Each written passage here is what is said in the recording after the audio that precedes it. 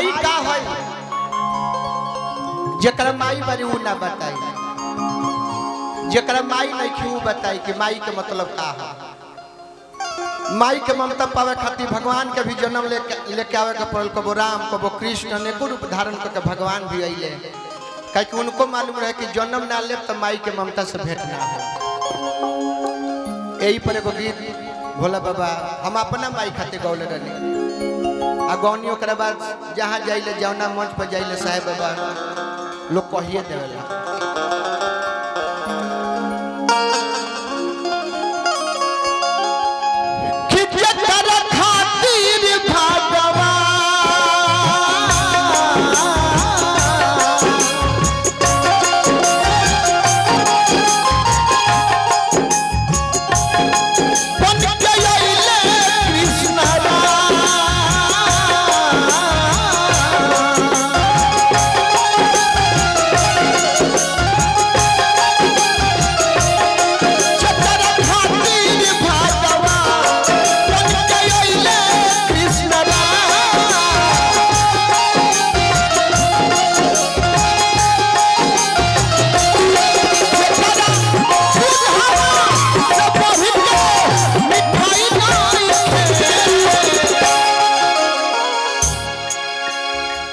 जकरा जीवन में गोलू ऐसा भाई होके, बिक्कू ऐसा भाई होके, भोला बाबा ऐसा, अरविंद भैया ऐसा, गोल्डन भैया ऐसा भाई होके,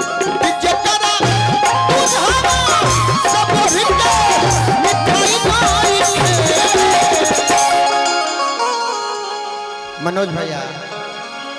अरे बाटे हुआ भागा जकरा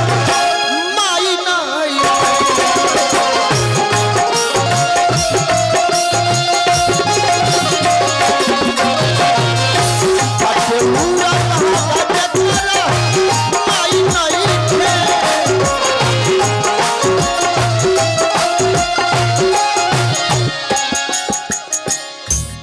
अब रहे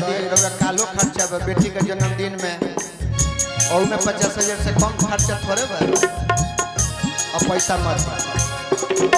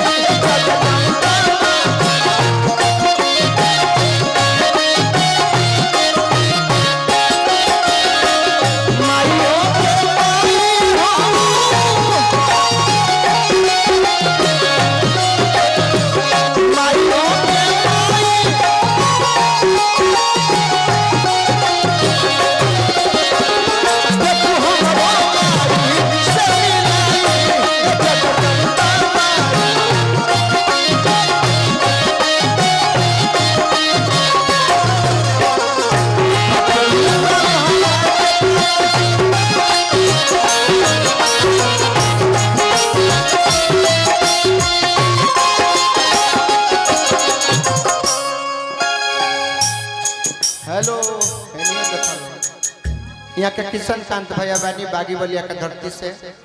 हमारा सन्नी के सन्नी बनावे वाला यहाँ कहे आ खाली सन्नी खातिर ना खेसारी भाई खातिर भी गाना लिखनी नचनिए कारण तो पागले बना दी राम जी कहाँ से ऐसा शब्द लेके आई ओहो नारायण जी के बना के रखे। माई का है अब बेटा का होगा समझे के भाई 1 मिनट खाली लगे। लड़का छोट रहेला माई दूध भात दाल भात ले जली खियावे खातिर लड़का ना खाला तो माई का करेली छोड़ देवेली ओकरा के 5-6 जगह कह दिए चिड़ैया कर मैनिया कर गौरैया कर कबो चंदा मामा देखिए कबो जोनी देखिए मन केहू में बबुआ खा ले माई के प्रयास चंदन भाई अब बबुआ कहाँ माई पुरान हो गई तबियत ठीक नहीं है माई कहतर कि ना खाई तो बबुआ प्रयास में कर कि माई खा ले बबुआ कहतर कि छोड़ दो सर रोज के डरामा अपने भूख लगी तो खाई ये माई अब बबुआ में अंतर बा। अरे दूध भात चंदा मामा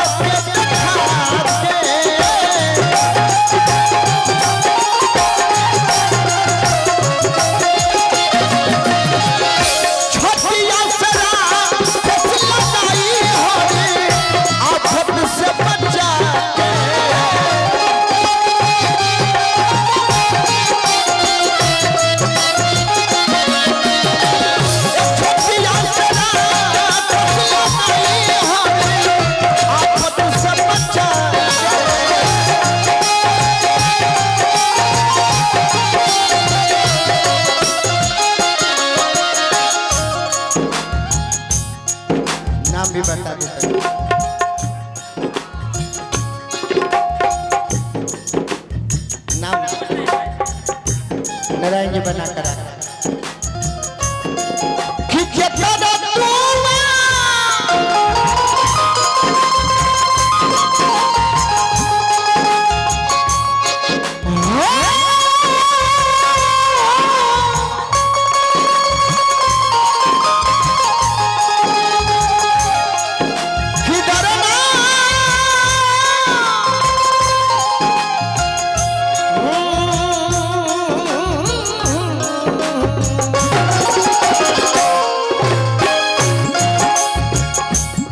महफिल में सबे हमार भाइये नहीं थे। एक आदमी चचो बनी हमार विपिन चाचा आ दू जना हमार बेटो वालो ज्ञानी एगो दीपू पांडे कीबोर्ड बजावता बबुआ लेकिन पैसा देवे गनी है गिर गइल ह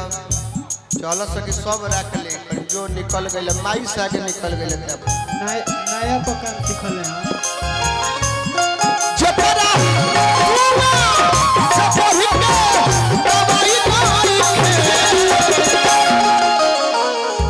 सब अरविंद भैया बोलने बाटे हुआ भागा जटा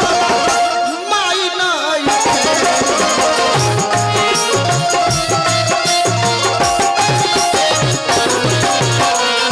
बाटे हुआ भागा जटा माई नाई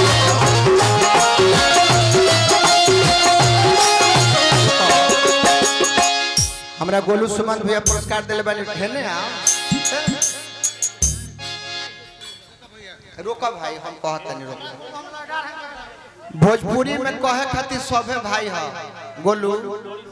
लेकिन हमारा असली भाई हुए है काहे कि ओकरा मेहरारू तो हम गुरह थले गइल तो हमारा असली भाई वो है ओकरा मेहरारू तो हम गुरहती पहले पहले हमार गुरहती पहले जिले फेल नहीं के भाई पहले गो बेटी हो एकरा बाद दू गो बेटा हो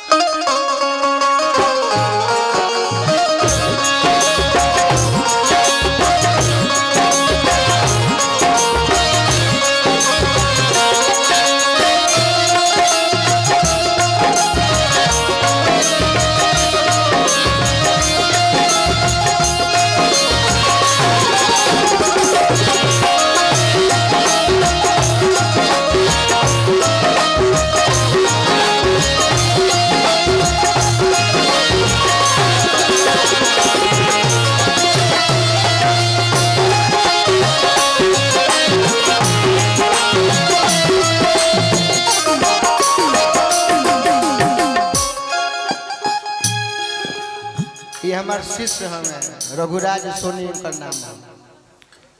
आप भैया वो लोग कहाँ बने भटकत नहीं रहुआ सब ढेर लड़का लोग का चांस दिले बनी ना गोलू तरह के जरा के कहनी ओकरा के चांस दिल न एहू लड़का के चांस दो लोग अपना संग है आ हे उम्र में 9-10 बरिस उम्र होई आ इतना स्वर्ग लड़का हम नहीं देखले हे उम्र में आज तरह के गवावल जाएगा भरपूर तरह के गवावल जाएगा आ गोलू अपना संगे वो लकी आदमी है जरा संग गा